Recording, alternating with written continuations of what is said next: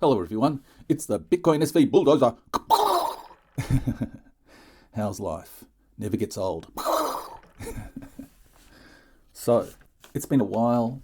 I did say some time ago that it looked like I might be saying bye. Well, obviously I haven't said goodbye, but I've kind of toned things down a bit, and perhaps that's the route I'm going to take, is that I'm going to be producing videos, but they won't be as regular. They definitely won't be as regular. The reason why I am changing the way I approach things and my role is partly because of what I've been saying on this channel for a long time, which is the focus needs to be building. The focus needs to be bringing value to the crypto space. So I don't want to muck around anymore. I don't really muck around, not like some people, but the focus for me now is building. What I'm talking about will become more apparent in the next few videos. So on a personal front, I get bad headaches when I spend too much time on digital technology, screens. And when I say too much time, I mean too much time for me can be a very short time. So the headaches will crop up quite quickly at times, and it's getting worse as the years go by. And for me, I think that it's kind of a blessing and a curse. I want to be able to do it, but I can't, and so I need to change my outlook, and I think it's probably for the better. Humanity spends way too much time on these devices, on these screens. This is addiction at a societal level, and I've been saying this since the early 2000s, that the internet was becoming an addiction at a societal level, and this was before smartphones. So yeah, I have to at least temper my involvement in the space, which means I have to refocus my energies in a certain way. And so it'll be quality over quantity. So I will be talking about an Ordinals offering in my next video. I will actually give the details of it. I'm just giving a little snippet of what is to come. But I'm more or less ready to put this offering forward. And it's going to be very particular to me. So I looked at different platforms for doing it, and none of them suit me. So the way I'm going to do it is very particular. But I'll have more information on that coming up. And that will be sort of an indication of where I think cryptos are going and what they can be used for. When I say cryptos, just Bitcoin and the on-chain economy. The focus for me is more and more the on-chain economy. So moving on from my own personal stuff, the Ordinals and the JPEGs and the Web3 stuff is all evolving. This is all really about the on-chain economy. Everything that you're seeing here is the on-chain economy. And I said several videos ago that the Ordinals market was a market looking for a market. And this is it. The market will be, I think it's like social media, but on Web3. So we're already seeing that. I mean, we've seen instances of it, such as Twitch and Streamanity and those sorts of platforms, but I think it'll have its own take and its own flavour. And what you will also see is a move, an evolution from what we've had pretty much thus far with the Web3 and the on-chain economy, which is basically buying and selling JPEGs. And we've had this more or less since CryptoKitties. But we've had the on-chain economy in various other aspects as well. I mean, Ethereum with its ICOs and tokens on-chain and all of that, pretty much rubbish. But it's the start of that Web3 economy. And we're seeing the evolution now, because JPEGs on their own won't cut it. It won't be enough. You'll have to do something else, because every man and his dog now has JPEGs. And what does that mean for me with my Ordinals offering? Well, my Ordinals offering, it's JPEGs. But I have a particular take on it, which I will talk about in my next video. I think that I see it in a way that other people don't. I'll explain that tantalizing idea in the next video. But yeah, you're seeing that evolve, and it has to evolve. I mean, it's actually a little bit nuts at the moment. It has to kind of consolidate, or maybe it doesn't. I don't know. But I think it's pretty much insanity at the moment.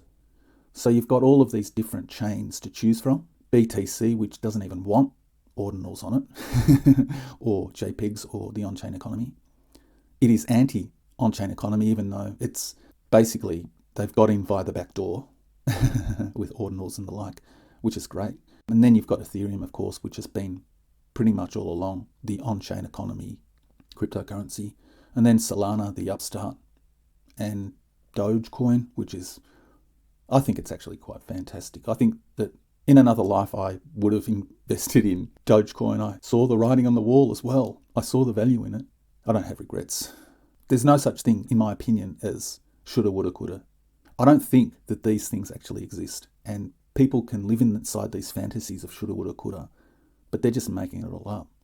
There's no alternate reality in which these conditional tenses exist. So anyway, that's me kind of going off on a tangent. But yeah, Ordinals is evolving. It has to.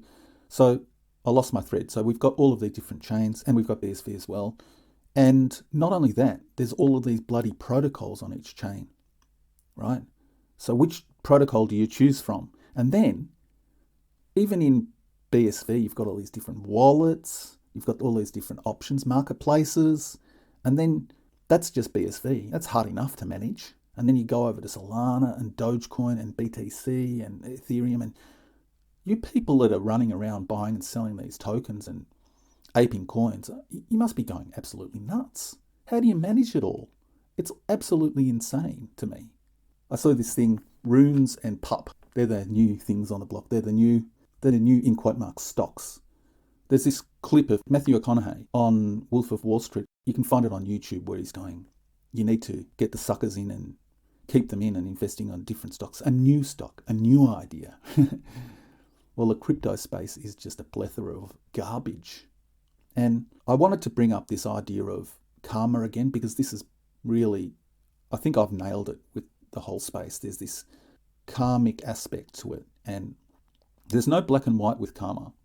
So if you're the kind of person that likes to pump and dump Kamala Harris coins with spray on her face, it's a cartoon image, then all props to you.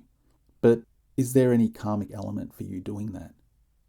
And you can kind of go, well, do you think she's a good politician? No. I think all politicians are basically, a politician at the bottom of the ocean is a good start. So I lump her in with Joe Biden and Donald Trump and Vladimir Putin. They're all the same to me.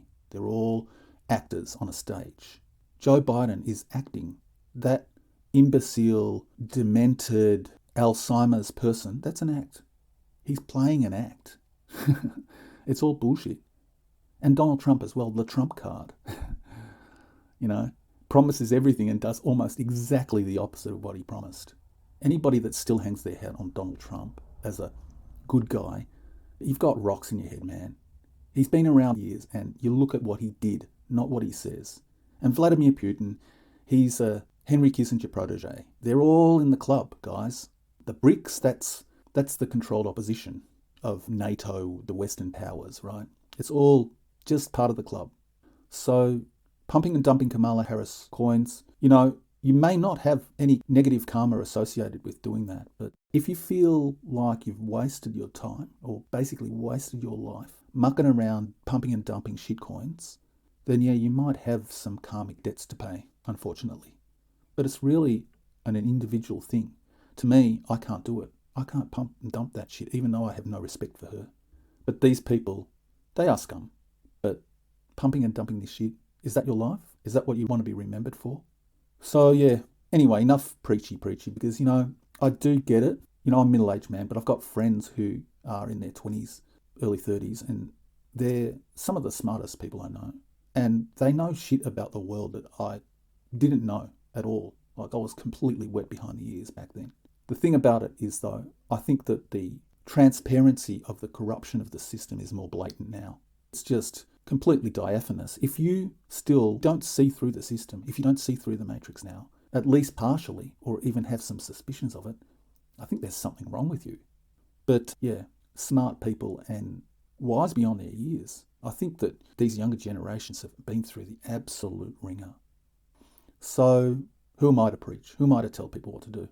I'm just saying, really, it's about karma and your relationship with things. What are you doing with your life? Try to be productive. Try to bring something good to the world. And try to bring something good to crypto. Bring value to crypto. The last topic that I want to talk about is this whole BCH thing and the Roger Ver book, Hijacking Bitcoin. It's actually pissing me off, this book. Now, admittedly, I haven't read it. I don't want to fork out the money to find out that it's missing a glaring aspect of Bitcoin's history, which is and I know that it actually does cover it to some extent, but I bet you there's a particular slant that they put on it, and that is the fork of BCH and BSV.